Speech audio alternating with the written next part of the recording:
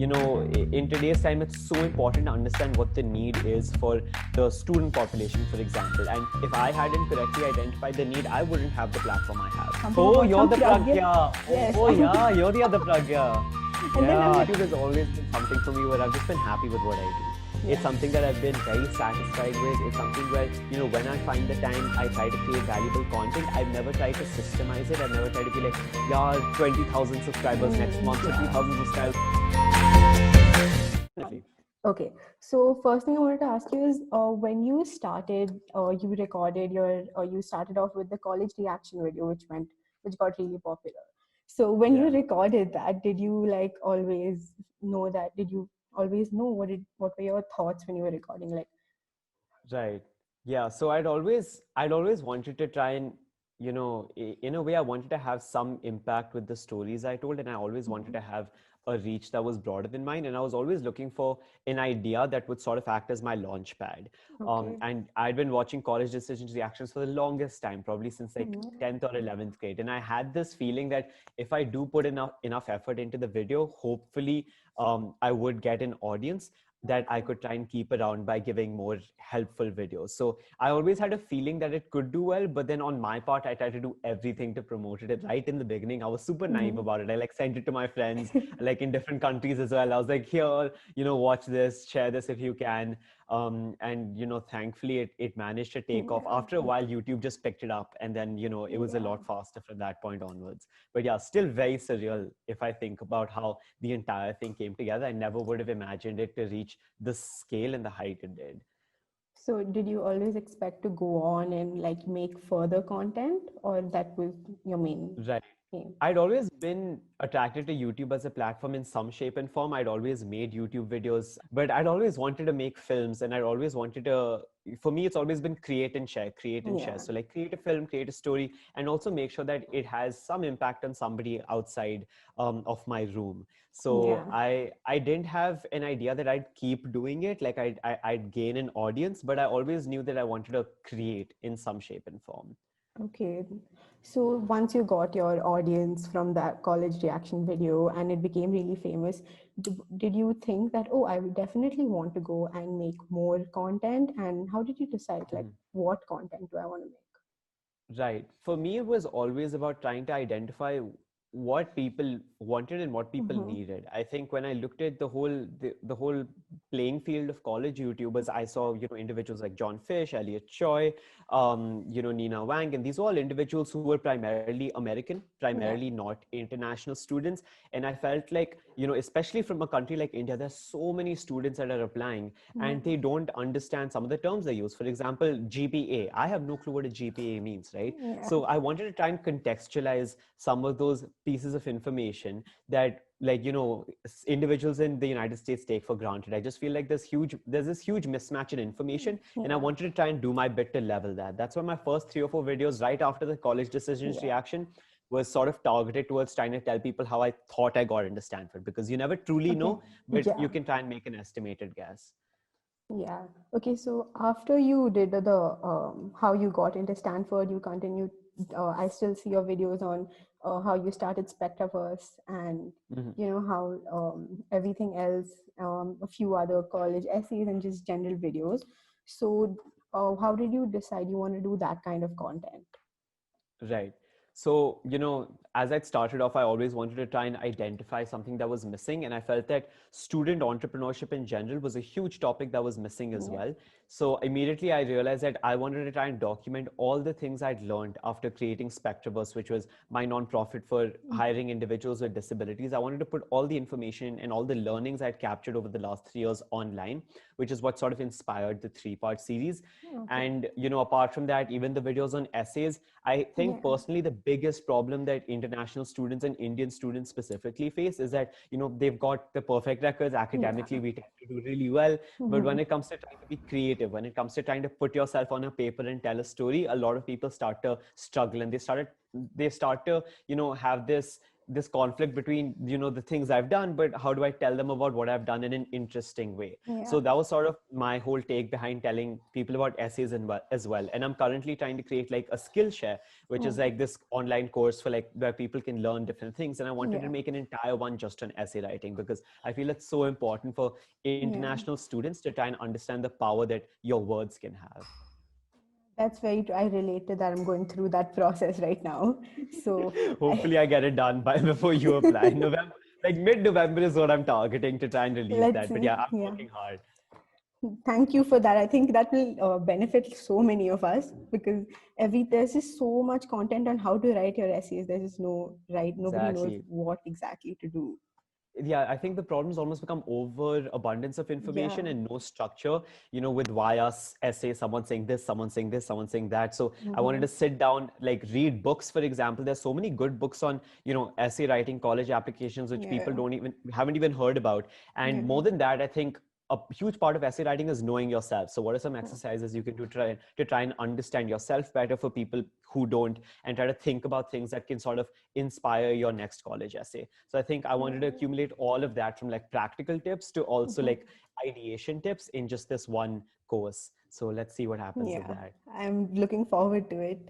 So after you started coming to this field where you had an audience and you have people and you know what kind of content you want to make, what is some misconception that you had about such influencers like you are today, and such video creators that that's gone, or something new that you didn't know about them you found out? Right. I think I definitely have a newfound appreciation for a lot of influencers. I didn't realize the amount of effort it takes to produce a video from A to Z and do it consistently. It's really easy to put out one video every 4 months and have it be like a nice little cute masterpiece in 8 or 9 minutes. But to do something like in a system and try to make a framework around it, to push content out every single week, to have sort of like a rationale behind your content, to have a strategy, is something I think a lot of people sort of don't see in social media influencers. A lot of people see it as something that's very superficial, but I think something that's not spoken about enough is the amount of business acumen that you need to sort of become good at the entire playing field. Because more than anything, you have to know how people think. You have to understand what people will click. In today's time, it's so important to understand what the need is for the student population, for example. And if I hadn't correctly identified the need, I wouldn't have the platform I have. So it's very important for you to also try and get in tune with everybody around you. So I think having those experiences sort of gave me the realization that social media influencers, it takes a lot more work than it looks. That's true. I'm someone who's a little bit interested in entrepreneurship myself. So I know first thing they teach you is identify a need. And I think you've Right. done that very Exactly. well. Yeah. Yeah. So Hopefully. Yeah. so that's a good thing that you had. Like, I realize it takes a lot to get the videos up and going. And then the next thing I wanted to ask you is, did you always have like a dream college, or did you know that everything you're doing is for college? Because being in that grade, everyone's like, oh, I need to get an extracurricular for college and stuff. So everything Right. you did you do it in terms of that I need to go to college and then this will help me? Or did you do Mm-hmm. it because you just like to do Right. it? So I'll split that into two. Number one, Yeah. did I ever have a dream college? No, I didn't ever have one college that I was like really from day one. I was like, I really want to get into this place. Yeah. I always had a few colleges I gravitated towards and I'd really liked. For example, a lot of my family is based in California, and I used to live in California when I was about 4 or 5 years old. I'm still an Indian citizen, but I've always been very connected to the place as a whole, and I visited Stanford's campus as a kid. So, that's something that always brought me closer to Stanford and Harvard as well. I'd visited the campus as a kid. So I'd say that I always had a few colleges in mind that I really liked. But the problem with having a dream school is that, you might think you are a right match for a college, but you Yeah. really don't understand. I think that college admissions officers know you a lot better than you do. I like when I look back at it and I'm like, yeah, maybe I wasn't right for Yale, or maybe I wasn't right for like Princeton. Yeah. And when I look at like the kind of students Stanford produces, I can see myself, fitting in that entire sphere. You have like from filmmakers to entrepreneurs. It's this really good mix of like STEM students and artists and creatives. And I feel like, even the location, you know, I love California as a whole. So I do feel like now I am where I was supposed to be. But that being said, it's so selective that you can never know. Like I could Yeah. never have predicted my college application decisions. You know, from having like no Ivy Mm-hmm. acceptances, you know, I was like a little bit optimistic. I'm a little like I have a little bit of blind faith from time to time. Like that's something that I feel like defines me as a Yeah. person. So I was like, kuch to ho jayega. And then Yeah. nothing happened. And I was like, okay, back to square zero. So, you know, it's hard to deal with that rejection and that uncertainty, I'd say. But you just have to trust the system after a period of time. And for your second part, which is, you know, did you do everything for college? I'd say it'd be half and half, because you can never negate the influence or the motivation I think college would give you. I Yeah. would say that I started a lot of initiatives on my own, but to take it to the heights that I tried to take it to, I don't think I would have done unless I had this huge motivation behind it, you know. And I think that's a good thing in the sense that, like, it pushes you to stretch your limits. It pushes you to say that, okay, if Spectrobus is currently based in Gurgaon, how can I make it based in 6 or 7 cities across India? How can I take it across the world? You know, those big questions I hadn't naturally thought of myself. It sort of became about how can I make this bigger, you know, so Mm-hmm. that it is more impressive. So I'd say that, you know, it's sort of 50-50. The idea and, you know, the desire to help differently abled Mm-hmm. individuals was purely just out of experience, out of the fact that I'd volunteered in a foundation when I was 12, and I'd actually made a film for children with disabilities. And ever since then, you know, I really wanted to be involved in the space, from education to employment to filmmaking to advocacy to entrepreneurship. But to reach the stage I'd reached, I think I would have to attribute some of that to the desire to do well. Okay. So I saw some of your videos where you said that, you started making a video and then through that you reached a Spectrabus. So your love for video making, was it always just making videos of things around you, or when did you start saying that I want to be in the video too and record myself? Right.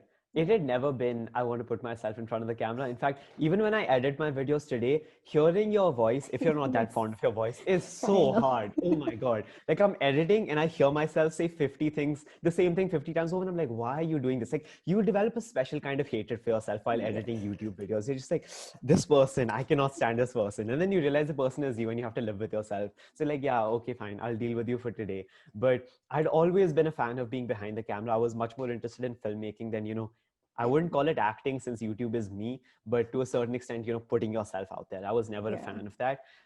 But I always had been involved in public speaking, oration, debate. So I was comfortable in front of the camera. But even today, if you ask me, like, would you prefer to be behind or in front of the camera? I'd be like behind.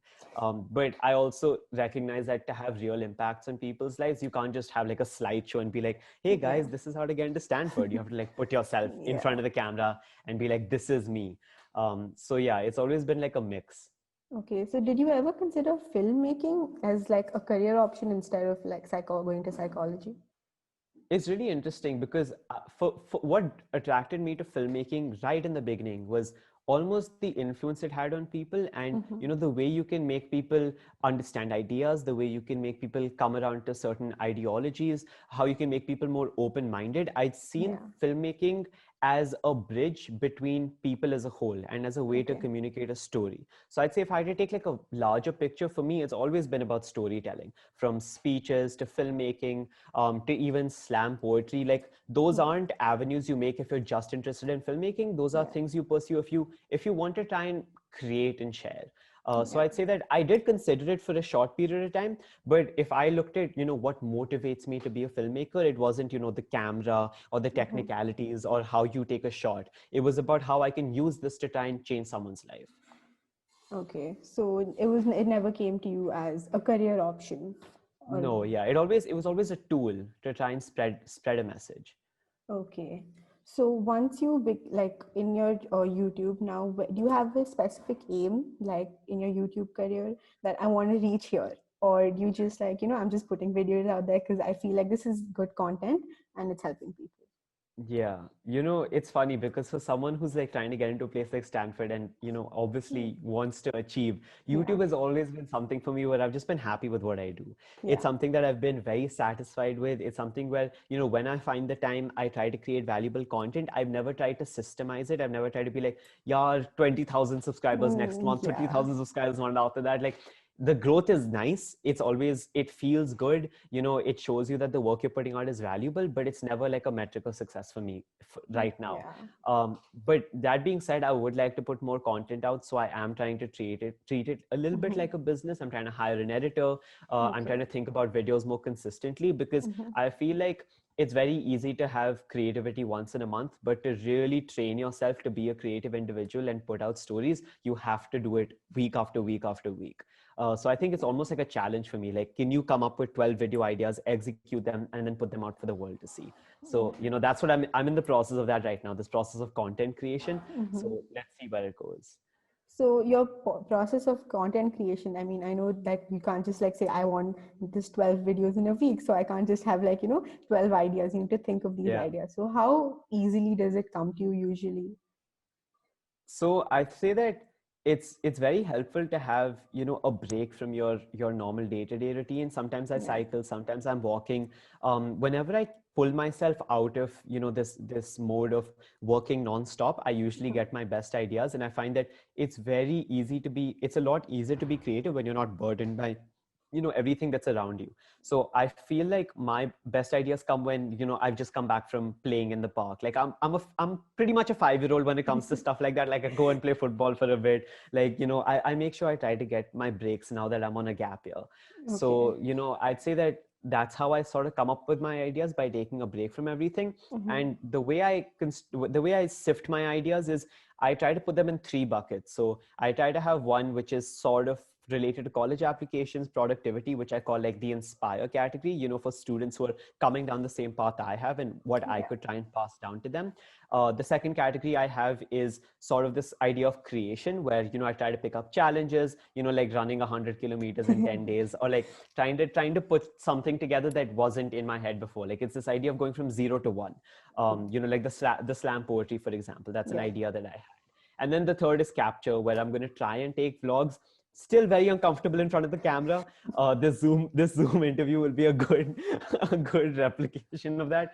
But you know, I'm Yeah. trying to experience different things. So I'd say those are sort of how I put my ideas together. Okay. So have you ever considered doing trends like they're always there on YouTube, and like what's your thought on them? What's your thoughts?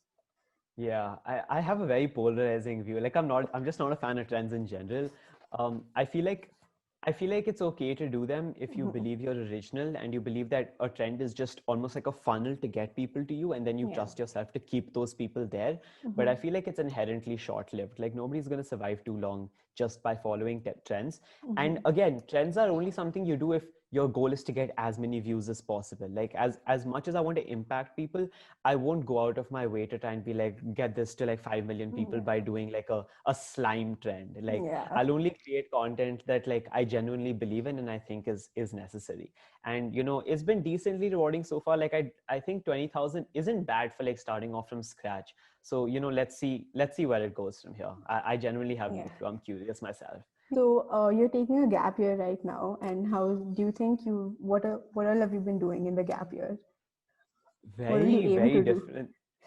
Yeah, so I think number one, the benefit taking gap year is sort of like this almost this lack of structure. I think high school conditions you to thrive in a structured, conditions you with deadlines, and sort of makes you like this mini machine, which as much as I enjoy while I'm in it, screw enjoy. I don't enjoy it as much, but like you're forced to do it. Once you're out of it, it's hard to deal with. And that was an initial struggle I faced. But now that I'm out of the structure, you know, I realize that I have freedom to do whatever I want with my time. So, you Yeah. know, a few things I'm doing is, for example, I'm doing this YouTube channel. I'm also taking mixed martial arts classes and boxing classes. I'm also, you know, learning how to code for the first time. I'm taking a data visualization course. And I'm Okay. also trying to read. I've created like a movie list of all the movies I want to get through and directors I want to learn from. So I'd say that I'm trying to do as many different things as possible, because, you know, in high school, it gives you a very limited experience of what a subject or any learning means. You know, now that I'm on a gap year, I sort of feel like I've broken past all those barriers and I can learn anything I want to learn, which is really liberating and also really intimidating because there's just so much out there. So I'm trying to like, I actually have too many things that I want to do. Like I'm like, you know, I want to go try stand-up comedy for 1 month. So like I have like 15, 20, 30 things I want to do. And then every month I'm like, okay, I can't do this now. I'll do this Yeah. later. I want to travel, COVID stop that. I'll do that Yeah. later. So it's a lot of mix and matching. Okay, so like in your gap year, I see you're not doing like typical stuff people do, like, oh, let's get a job, an internship, and things like that. Yeah, So that's really interesting to hear. So one thing I especially wanted to ask you is when people, a lot of comments that I see on your YouTube channel or other people interviewing you, they say the most inspiring student or I Indian don't student. understand that. God knows where that comes from. So how do you feel about, do you think you're the most inspiring kid? I feel like, it's nice to be an inspiration, but I'd much rather be relatable. Like I have the same problems a normal 18-year-old does. I have the same, like I also have, for example, I'll be struggling with my mental health one week, or, Mhm. I'll also, I'm a living, breathing student, right? Like I'm a normal kid from Gurgaon who decided to pick up his camera and make videos. If I'm inspirational, I always see that as a benefit. That just means that the work I'm doing is impacting other people. And I never like to not be inspirational to someone. But at the same time, I don't like being on this pedestal where I'm like, yeah, guys, look at me up over here. Like, fairly normal kid. Yeah. So you're not very a big fan of being called like inspiring or. I'm grateful for it. Mhm. But at the same time, I don't want it to set an unrealistic expectation. Yeah. I don't want myself to be, yeah, I don't want to look at myself like that, because that's almost a little disillusioning. I'm still very, I'd like to say it down to earth, but that seems almost like inauthentic. But like I have my best friends like abusing me every single day. Like I have no like high off of this YouTube thing. I'm good. So one thing I wanted to ask you is you are known primarily as a YouTuber who's focusing on his content. You have good content, and that's what usually gets you your audience, which is great. And I see a lot of other people where they're just focused on the person. It's like whatever this person posts has to be amazing. So I feel like there's two types of like YouTubers, where Hmm. some are content and some are just, oh my god, this person has made a video, I have to go see it because it's that person. So Right. what do you feel about like being, do you ever feel like you're that kind, people just see it because oh my god, it's Shaurya, I have to see it? Or do you think you're the content? Because I Right. feel like you are in the content space, but do you ever feel like Right. people also see you as that other kind? I thought about this question a lot, and I think that it's actually a bridge. So, the way it works is if you're producing good content, that's really good, but it's almost transactional. So, Yeah. I'm producing you content and you're watching me because someone else is not producing a content at the level that I'm producing. But if Mm-hmm. tomorrow somebody comes up and is 3 times more frequent than me, covers more topics, has a wider reach, is in the same, demographic like Indian as well, then they'd 100% beat me. But the question remains then is why would people stick around for me? And that becomes the Yeah. second type of YouTuber. When it's Okay. a stage where you trust the YouTuber enough, or you trust the influencer, you trust the Yeah. person enough to create something that will be of value to you or will be something that you'd like to watch. And that's always the second type of YouTuber. And I Yeah. feel like if you put one YouTuber versus another, or one influencer or one kind of person to another, a person who's valued for the person he is and not Yeah. just for what he produces will always win. So Mhm. I feel like I'd like to be the kind of person where I make content which creates almost this relationship with my subscribers, or creates the Mhm. sense of trust that if I put a video out tomorrow, people won't have to look at the title. They'll be like, I know this will be good, or I know Yeah. this will sort of make my day better. So I would like to be that kind of person. And I feel like the first kind of person is very good, but it can be short lived, because then Yeah. if someone puts better content, then you're out. I'd much rather have people stick around for the person I am and the things I value, rather than the thing I'm doing right now. Yeah. I think that's also very true. You all there's might be another disadvantage to being the person that everyone likes, because if you produce bad content, then people are still going to be like, oh, but I like this person. So do you Right, think yeah. that also will come in the long run, that you'll start Yeah, realizing? they could. Like, I Yeah. understand sometimes subscribers almost become like loyal fans to the extent Yeah. that they're unable to tell when someone messes up. Mhm. But I would like to have a subscriber. I know I can't control this, but I'd like to have a Yes. subscriber base that will tell me when I'm wrong. And so I think the bigger you become as a YouTuber, the more your audience is likely to be like, okay, this is wrong, this is right. Because Yeah. you don't just have your loyal subscribers, you also have people who just happen to watch you. Yeah. Okay, so speaking of your subscriber audience, have you ever gotten like bad like comments, like insulting comments and things like that, bad reviews? I've been fairly lucky. I think the main source of negativity that's there on my channel is sort of from this group of like people who are going to IIT. They're really like, oh, bro, you don't know what you're talking about. You've never done JEE. I'm like, I applied for psychology. Why would I ever want to Yeah. do that? And props to you for putting in the hard work, but I just don't see the point in dragging the other person down. And I don't get affected by it either. Someone Mhm. is feeling bad that I got into Stanford because they've been working for 5 years. That's okay because, JEE like is extremely hard because if you don't do well on that test, your chances Yeah. are ruined. For Stanford, you've been putting in consistent effort over a period of time. Even the ACT you can retake. Yeah. So I think the risks are a lot higher for someone applying in India, and the competition is evidently it's higher in frequency, but maybe not in the caliber of the candidates because of the hurdles that are there. But apart from that, I'd say the other kind of negativity that's there is sort of from this privileged bubble, which is you didn't apply for financial aid, which I agree is true. I didn't apply from financial aid, and I agree that a lot of the opportunities I was given was a product of the background I'm from. Mhm. But at the same time, I do feel it's important to recognize that I tried to make the most of those opportunities. A lot of kids might have access to it, but who went ahead and actually try to make something out of it? And even my YouTube channel right in the beginning and Mhm. throughout actually is sort of a way for me to give back and equalize the difference that's there between someone who has information and someone who might necessarily not. So Yeah. I'm trying my best to be aware of the fortunate position I'm in. Mhm. But yeah, you still can't stop those people from being like, but you didn't apply for financial aid. If I didn't do it, I would have gotten into Stanford. Like, okay, you can never tell. You Yeah. never know. Okay. Yeah, that's also there. So, one very important question I want to ask you is what drives you?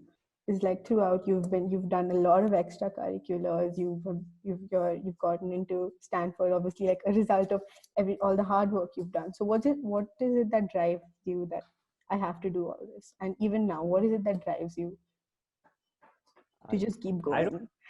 I don't know, to be honest. Like in the beginning, I was It, just like, okay, like there are a few things that drive me, and college is probably the biggest one. But now that I've yeah. gotten into college, I'm still working the same way I work. I'm still setting Mhm. the same goals for myself. So I feel like it's almost in it the desire to try and find something to do is Mhm. intrinsic. And I feel like it's less a question about drive, but more a question about initiative. What are you doing with your time? If your time is this unsculpted piece of clay, Mhm. what are you turning it into? Maybe if nobody else is looking at you, will you Yeah. just sit around and do nothing the whole day? Yeah. So for me, it's never about this thing that what am I doing it for? It's rather for Mhm. myself. I have 12 hours in a day. Would I rather sit around and do nothing, or would I try and pick something up, like pick 3 4 different things up and learn, or connect with other people, or create a YouTube channel? So for me, it's always been I'd say it's almost this fear of not doing enough with my time. So maybe it's not the healthiest thing, Yeah. but I would definitely try. I want to make the most of my time on that sounds terrible. I want to make the most of my time. Yeah. One of my favorite questions, I think I ask this in every interview, is that what would you tell your like ninth or 10th grade self, like new high school, when you just entered into high school, what would you tell yourself? I'd say trust yourself. I think that like my ninth or 10th grade self was very uncertain of how things would work out, very Yeah. uncertain of, is this effort worth it? Because, Yeah. when in ninth grade, I didn't even consider applying to Stanford or Harvard. I didn't think I was good enough at that time. Even in 10th grade, for the first half, I didn't think that I would make it because of just how competitive it was. Yeah. And also recognizing that as an international student, nobody cares about you as much as they care about a US citizen. It's just a fact you have to accept. Mhm. So I'd always been very realistic about my odds of getting in, but slowly I sort of trusted myself. I became more optimistic as the years went on, and I'd say like this faith that things will work out really goes a long way for me personally. Maybe it doesn't work for everyone else, but I am a really optimistic person, and I think that if I didn't have the audacity to go like, how मैं Stanford पे जाऊंगा, it wouldn't have happened. I wouldn't have applied. I wouldn't have put in the effort I put in. So I think sometimes to put in the effort it takes to get somewhere, you have to truly believe that you have what it takes to get in there. Okay, so that's really nice to know. So when you were in ninth and 10th grade, would you say you had the same drive to do everything you're doing right now? And like, or was it different then? I had the same. I mean, I'd say the drive has grown over the years. It's always Yeah. something it's a step-by-step process. Yeah. You might be a hard worker in ninth or 10th grade, but slowly become a smart worker. Then you start setting goals for yourself. So I'd say I've become a lot. Um, I'd say, the desire to achieve bigger things, the desire to change more lives and just Yeah. increase the scale of everything you're doing has grown since then. Mm-hmm. But that small drive key, I want to do something with my time. Yeah. That core is still there. Okay.